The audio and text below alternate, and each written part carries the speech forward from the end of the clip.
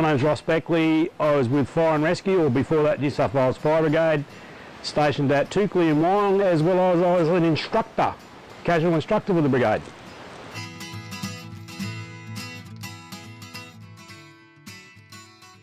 I joined the job in 1993, so I was in the job for over 20 years. I became a deputy captain after being in the job for 3 years, and then became an instructor in the late 90s, training retained recruits at the college in Sydney as well as Armidale.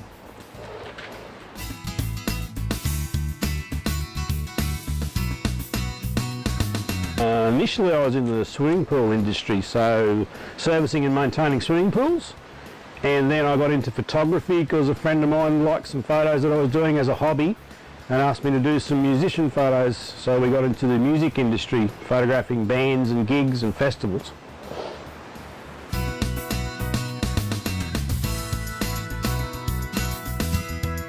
Really do much sport, fishing, yes. Did a fair bit of that, surfing in the early days. And then, as I said earlier, I got into photography, which was my creative release.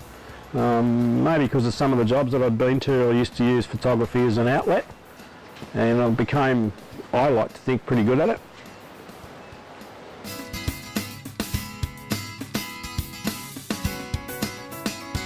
So something that people don't know about me, who wouldn't know? So I don't know. That's a really hard question. That's a really hard question. I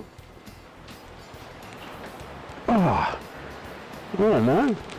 I've got awards, I've got stuff from the brigade and I've got stuff outside the brigade, but I used to be a scuba diver and I used to love scuba diving, which a lot of people don't know about, and got right into scuba diving, deep diver, wreck diver, advanced, and liked it, but then one day I decided I couldn't do it anymore, didn't want to do it. So, and what some people don't know, I get seasick really bad.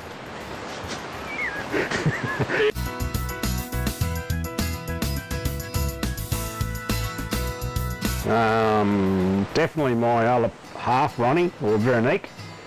If it wasn't for her, I'd probably be dead.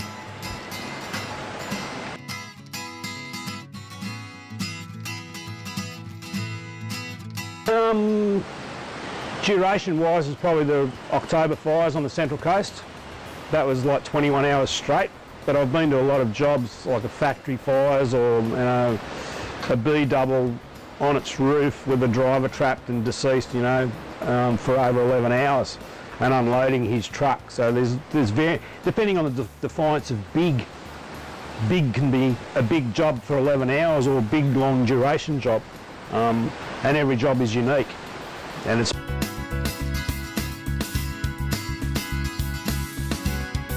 fires had isolated a lot of the Central Coast, and because of the size and significance of the fire, there was not an opportunity to rotate crews. So basically the crew I was with was with me for the duration, and the fire just escalated to the point of we couldn't get out of there. We had to deal what we were presented with. That's the service station exploding and then the fire travelling, and we're just on the highway by ourselves because everyone else was isolated from us. So we had to deal with the fire ourselves, and as well as looking after my crew, and the biggest thing is looking after the truck. Without the truck, we're on our own and we're just people standing out in the middle of nowhere. So there's a lot of challenges involved in that job. To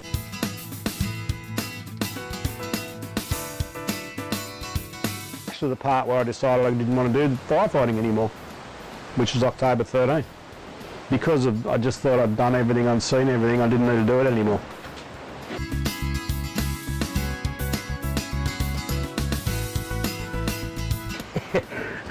I've been medically discharged out of the fire brigade with an on-duty injury of post-traumatic stress disorder. And I thought, looking back, that PTSD, as I now know it now, was a military thing. I didn't think it was going to be something that would relate to me. As I said, Ronnie and I put together a program which is about awareness of mental health in emergency services.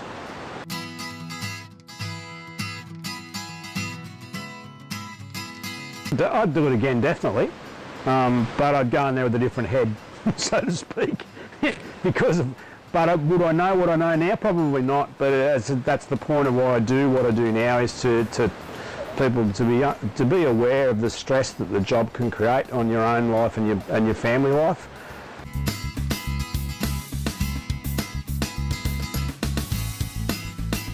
And shouldn't be any real secrets of it. It can be stressful.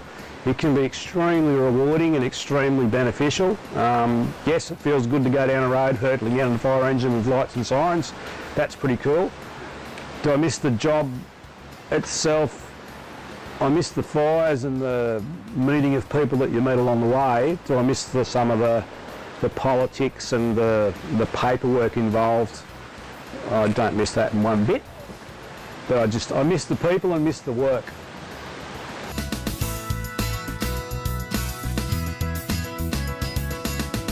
Any advice, if anyone that's joining in any emergency service, whether it's rescue squad, SES, RFS, doesn't matter what it is, the three biggest things that I used to use and tell recruits that I was passed down, passed the wand down, was improvise, adapt and overcome.